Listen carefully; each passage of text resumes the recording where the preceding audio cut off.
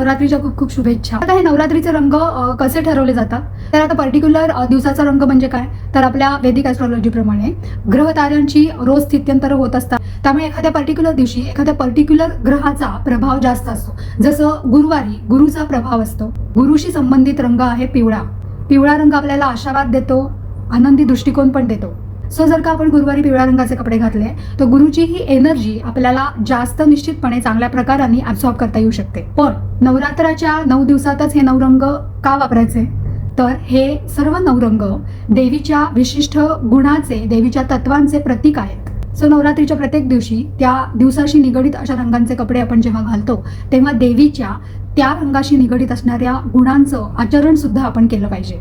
तर आपल्याला खऱ्या अर्थाने देवीच्या गुणांची, तिच्या स्वभावाची प्रचिती येईल, देवीची खऱ्या अर्थाने ओळख होईल आणि अर्थातच देवी सुद्धा आपल्यावरती निश्चितच प्रसन्न होईल.